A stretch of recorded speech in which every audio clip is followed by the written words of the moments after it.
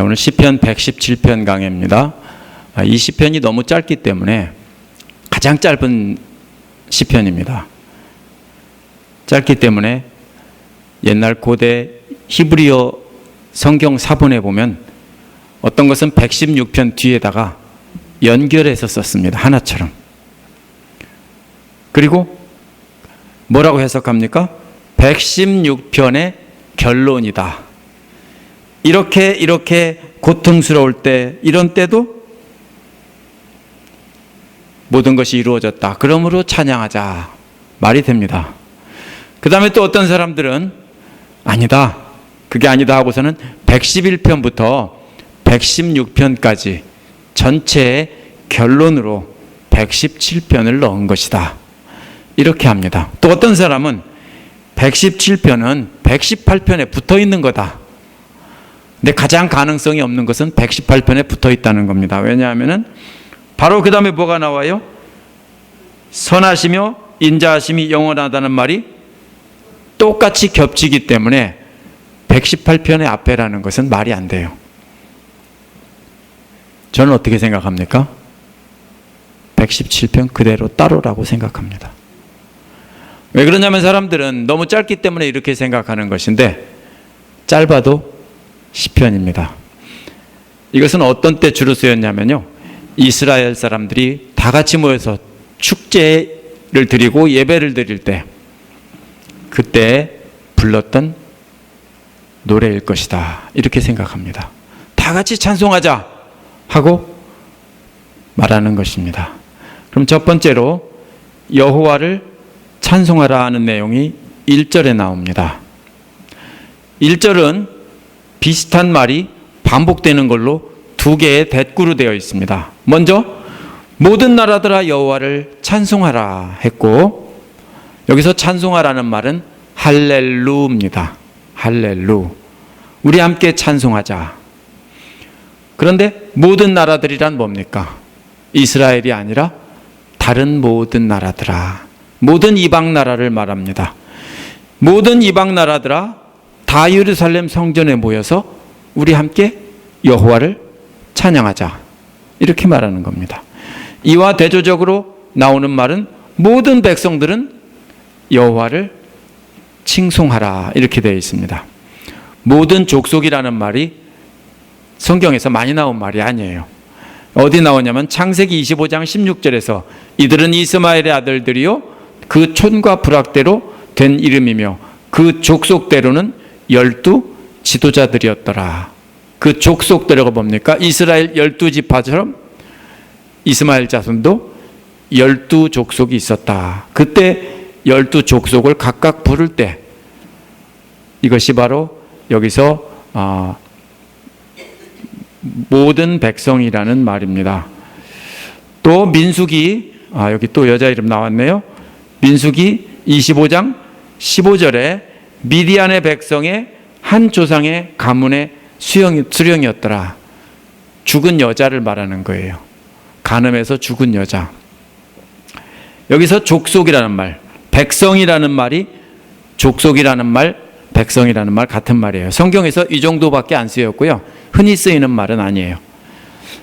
가문이라는 말과 같은 말입니다. 근데 이 말은 어디서 온 말이냐면요, 원래 이스라엘 말이 아니고 아람어예요.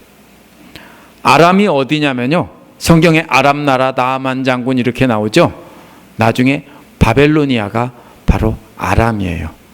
바벨로니아 사람들이 쳐들어와서 이스라엘 사람들을 몽땅 잡아가지고 자기 나라로 끌고 갔습니다. 그게 바벨론 포로예요. 근데 이 시편에서 아람어가 쓰여졌다는 것은 무슨 뜻입니까?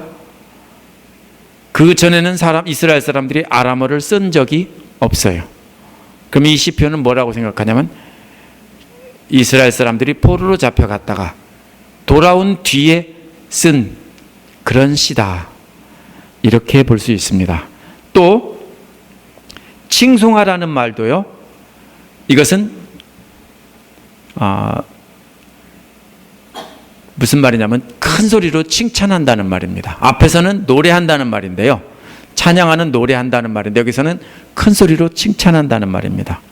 이것도 역시 아람어에서 온 말이에요. 그 뒤에 두 마디는 뭡니까? 아람어에서 온 말로 이렇게 한 것입니다.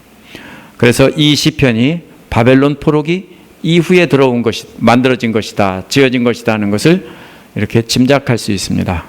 그 무슨 말이에요? 1절은 한마디로 말하면요, 다 같이 큰 소리로 온 세계 모든 사람들아, 그죠? 나라가 됐건, 나라를 이루지 못하고 족속별로, 그 당시에 고대에는 고대 국가를 제대로 이루지 못하는 사람들도 많이 있었어요. 큰 나라가 됐건 아니면 작은 한 족속이 됐건 모든 사람들아, 그죠? 온 세계 모든 사람들아, 이방 모든 사람들아, 다 함께 와서 찬송하고 다 함께 여호와를 칭찬하자. 참 잘했어요 이런 게 아니라, 와 정말로 위대하십니다, 훌륭하십니다, 박수 와 하고 예 하고 소리 지르고 하는 것이 바로 이 말입니다. 하나는 노래로 찬양하는 것이고 하나는 말로 찬양하는 것입니다. 이것이 1절이에요. 그러면 이게 무슨 뜻입니까? 하면은 모든 이방 나라 모든 족속이 다 여호와를 찬양해야 된다는 말인데, 이게 사실은 있을 수가 없는 말입니다. 그렇죠? 왜? 이방 나라 사람들은 이스라엘을 적으로 여기고 이스라엘을 죽이려고 하고 포로로 잡아가고 그러는데, 그런 이방 나라 사람들이 다 성전에 모여서 여호와를 함께 찬송한다는 것은 있을 수가 없는 일입니다. 그래서 어떤 때를 말하는 것입니까? 이제 마지막 때 그렇게 이루어질 것을 바라보며 부르는 것입니다. 여기에서 명령하는 말이 두 마디가 나오는데요, 찬송하라, 칭송하라입니다. 개역에는 찬양하라, 찬송하라 참 애매하게 번역되어 있는데요, 개역보다는 새 번역이 훨씬 더 잘 됐어요. 왜냐하면 하나는 찬송하라고 했고 하나는 칭송하라고 했기 때문입니다. 그래서 모든 나라 모든 족속이 다 모여서 노래를 큰 소리로 부르고 큰 소리로 소리치며 칭송하라는 말입니다. 언제 그렇게 합니까? 뉴올리언즈 세인츠가 뭡니까? 슈퍼볼에서 우승했을 때 다 함께 모여서 뭐 했습니까? 그 팬들은 노래를 부르고 또 뭡니까? 뉴올리언즈 세인츠를 칭송하는 그런 구호를 외치고 후대 하면서 소리치고 그랬어요. 그렇죠? 뉴올리언즈는 굉장했어요. 여기는 그보다 조금 덜하겠지만 그래도 그렇겠죠. 그게 바로 그렇게 하는 거예요. 모든 사람들이 다 그렇게 한다는 것은 이거는 정말로 놀라운 일입니다. 그 다음에 2절은 그 이유예요. 원어에는 2절 맨 앞에 왜냐하면 이런 말이 있어요. 왜냐하면, 왜 그렇게 온 세상 모든 사람들이 다 찬송하고 칭송해야 하느냐 하면은 이유는 두 가지입니다. 첫째는 우리에게 향하신 여호와의 인자하심이 크기 때문입니다. 우리가 누구예요? 이방 나라 모든 사람들과 이스라엘 사람들과 다 합쳐설까요? 이스라엘 사람들이에요. 오늘 본문에서는 이스라엘 사람들이에요. 참 웃기는 사람들이죠. 여호와의 인자하심이 크기 때문에 온 세상 사람들아 다 와서 여호와를 찬송하라. 바벨론 포로에서 돌아온 이스라엘을 재건하게 하신 여호와의 인자하심을 생각하며 한 말입니다. 인자하심이 뭐라겠습니까? 구약 성경에서 가장 많이 나온 말입니다. 시편에서 수도 없이 나온 말인데 제가 헤세드라고 그랬죠. 이제 외우셨을 겁니다. 이게 뭐냐면 다함 없는 사랑, 변치 않는 사랑, 범죄했음에도 불구하고 한결같은 사랑을 베푸는 것입니다. 마치 뭐와 같습니까? 부모가, 엄마가 자기 아들이나 딸에게 하는 것과도 같습니다. 아들은 딸은 엄마를 욕하고 돌아서도, 그렇죠? 다시는 우리 엄마 안 해 해도 엄마는 뭡니까? 언제든지 돌아오면 한결같은 사랑으로 아이고 내 새끼 하면서 울면서 용서해주고 안아줄 겁니다. 그렇죠? 그것이 바로 뭐냐면은 하나님의 사랑이다 하는 거예요. 그러니까 한결같다라는 거예요. 한결같은 게 뭐예요?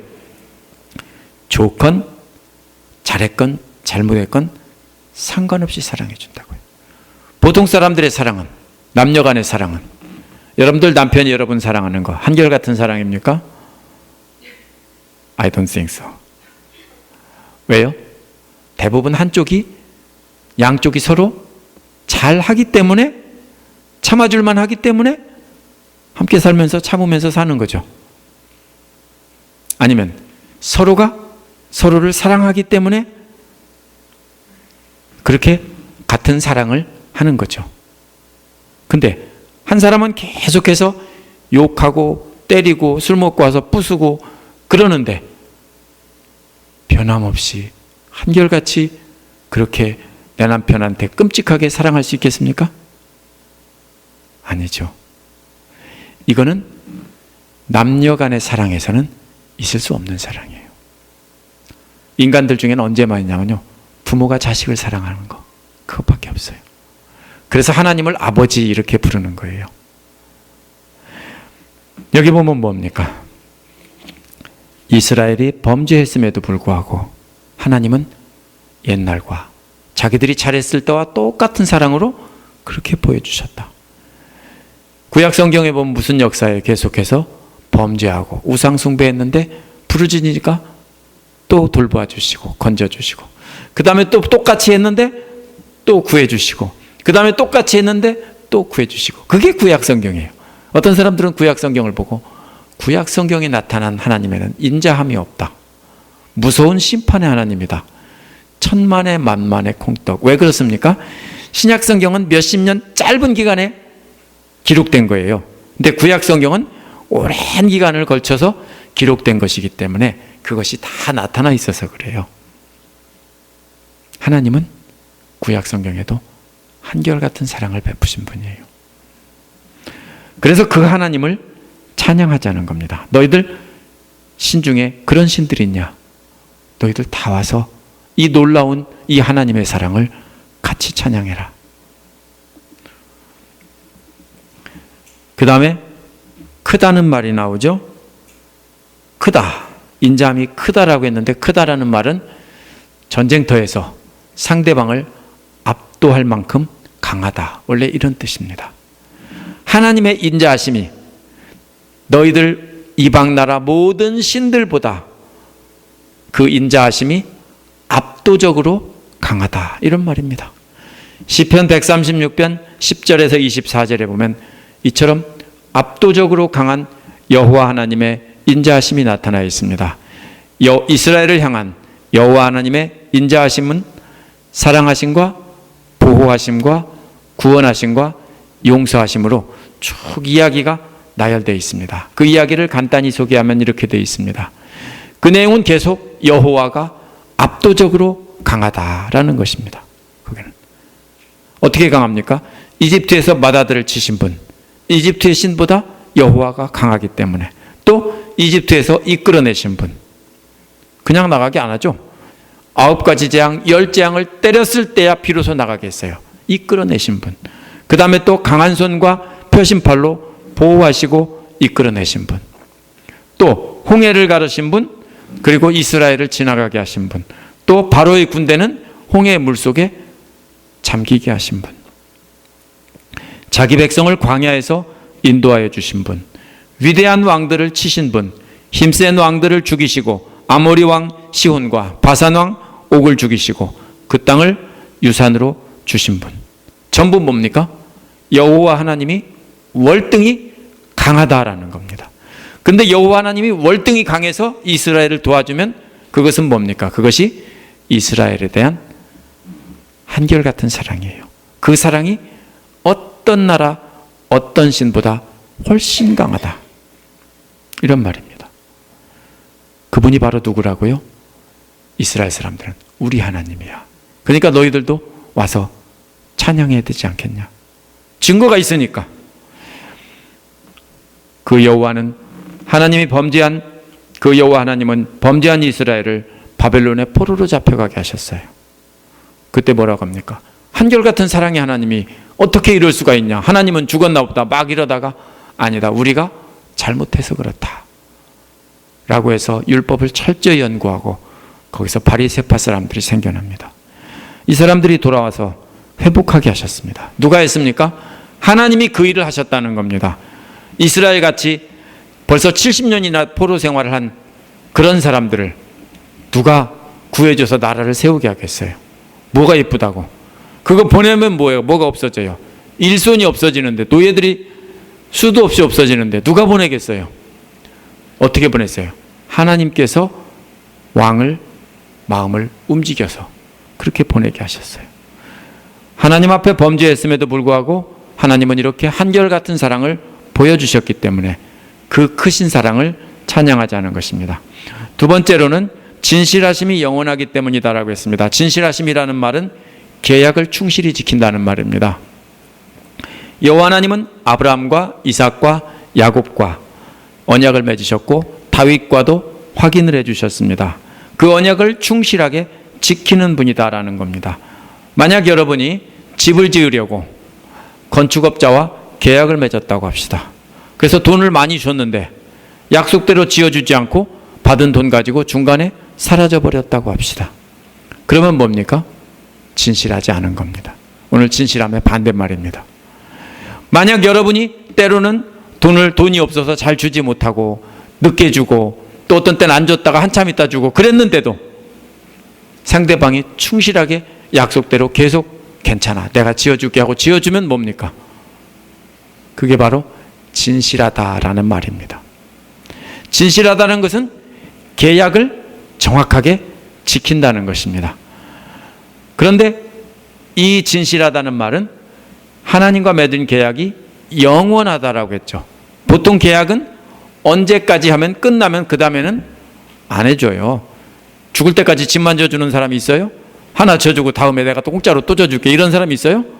없다고요. 그거는 계약 기간이 끝나고 돈 주고 받으면 끝나는 거예요. 그렇죠? 근데 하나님의 계약은 어떻다고요? 영원하다고요. 영원까지 그렇게 지켜주신다고요. 그래서 바로 그 하나님을 찬양하자는 겁니다. 근데 이스라엘 사람들은 자 이거 생각하면 좀 이상합니다.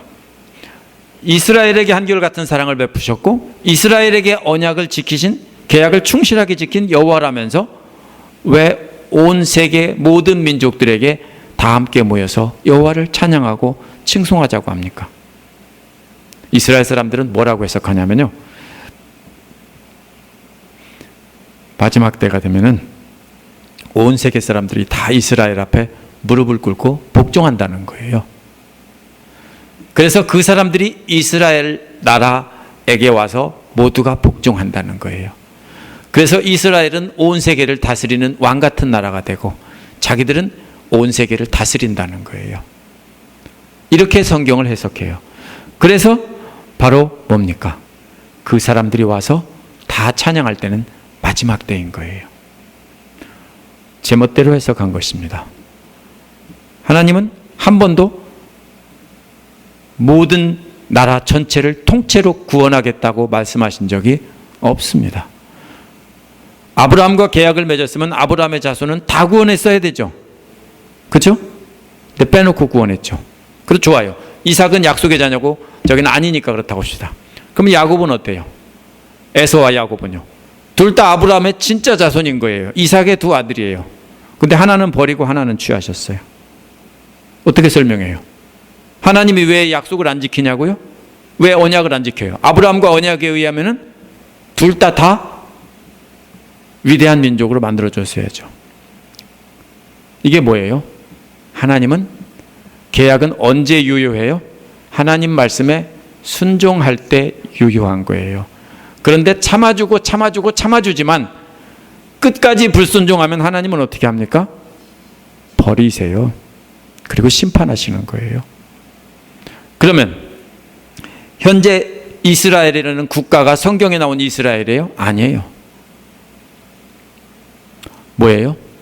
그들이 불순종할 때 그들을 버리고 그들 중에서 남아있는 소수가 진짜 하나님을 믿는 사람들을 당신의 백성으로 삼으셨어요.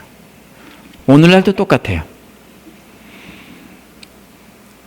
그러면은 어떻게 해석해야 됩니까?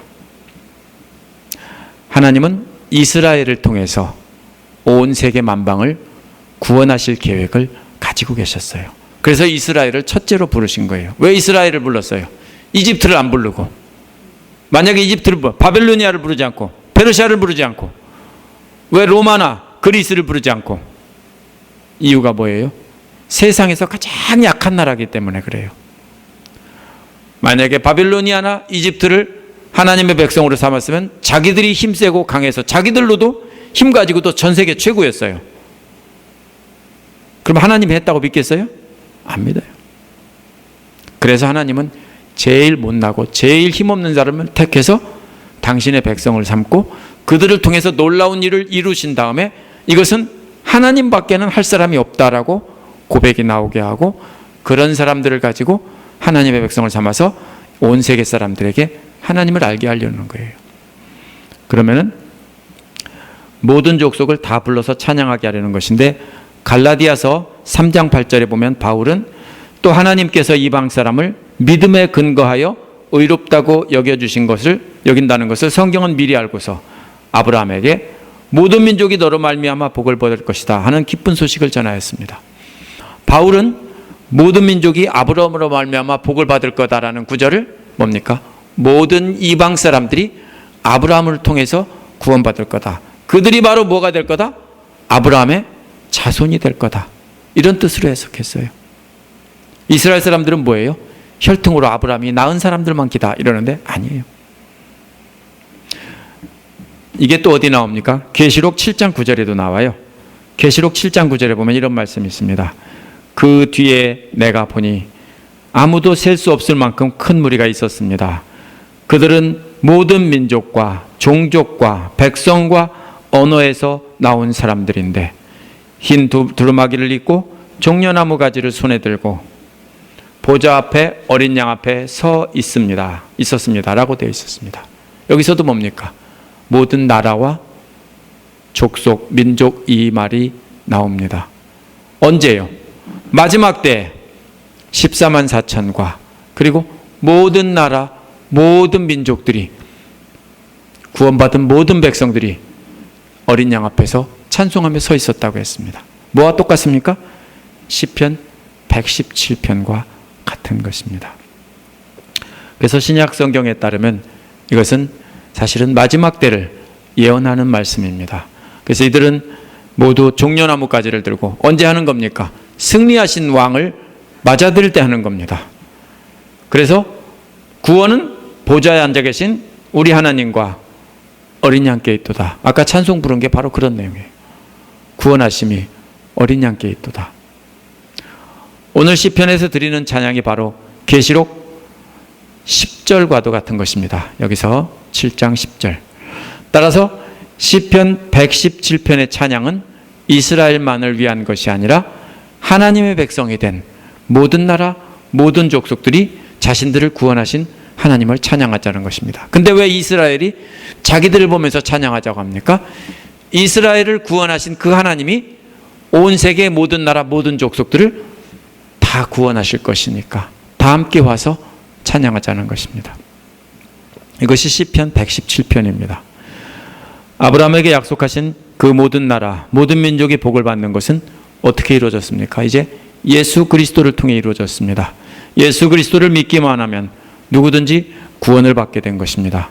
이제 모든 나라와 모든 민족이 찬양하게 해야 하는 사명이 누구에게 있냐면 먼저 하나님을 알고 예수 그리스도를 믿은 우리에게 주어져 있습니다.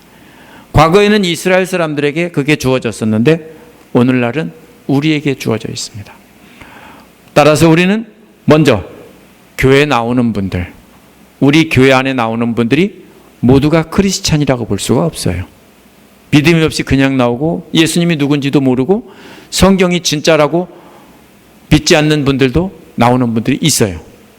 그러면 어떻게 해야 돼요?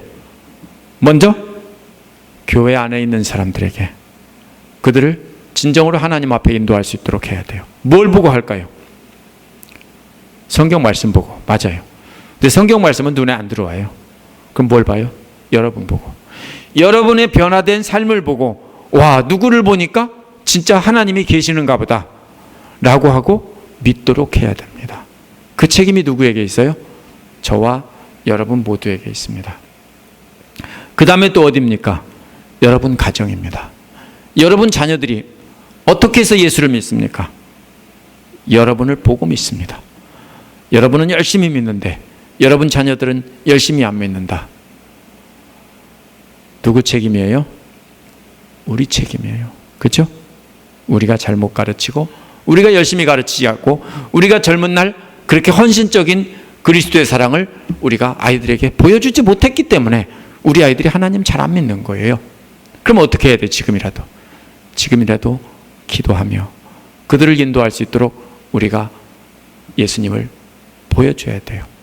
그래서 우리 아들아, 딸아, 함께 와서 여호와를 찬양하자. 모든 나라들아 찬송하자 이렇게 하면은 너무 멀죠. 그게 어디서부터 이루어지냐면요, 여러분 자신과 우리 교회와 여러분 가정에서 먼저 이루어지는 거예요. 그것이 하나씩 늘어날수록 어떻게 됩니까? 그 다음에는 모든 나라 모든 백성이 다 찬송하게 되는 겁니다. 또 우리 지역사회에 예수 믿지 않는 사람들 많이 있어요. 교회 안 나오는 사람 많이 있어요. 제가 부탁합니다. 그분들이 우리 교회에 일어나는 모든 일, 특히 나쁜 일들을 다 알고 있다면 뭔가 문제가 있습니다. 그렇죠? 예수를 알지 못하는 사람들에게 뭘 얘기해야 됩니까? 좋은 얘기해야 되고, 교회가 좋다는 것을 알려주고, 그들에게 복음을 전하고 이래야 되는데, 교회에서 싸우고서는 어떻게 합니까? 예수 안 믿는 사람 찾아가서 만나서 분풀이로 막 어느 집사가 어떤 거로 막 이러면 어떻게 됩니까? 개판되는 겁니다. 그죠? 그 교회 아직도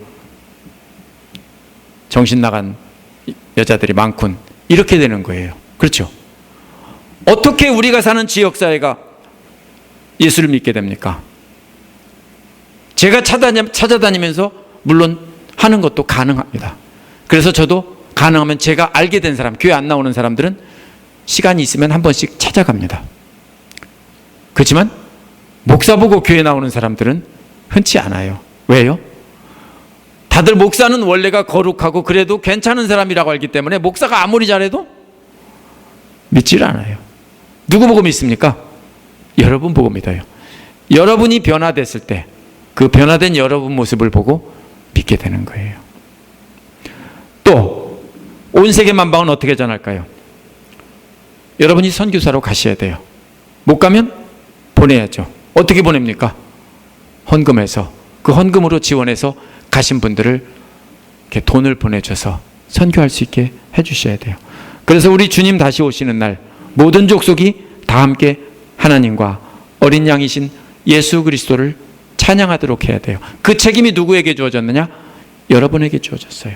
오늘 시편 기자가 우리에게 향하신 이렇게 말하면서 찬양하자고 했잖아요. 우리도, 여러분도 똑같이 그렇게 해야 됩니다. 우리에게 향하신 인자하심과 진실하심이 영원하다라고 자랑하면서 함께 찬양하자고 그렇게 해야 됩니다. 그 일을 위해서 우리 교회가 존재하는 것이고 저와 여러분이 예수를 믿는 것입니다. 함께 기도하시겠습니다.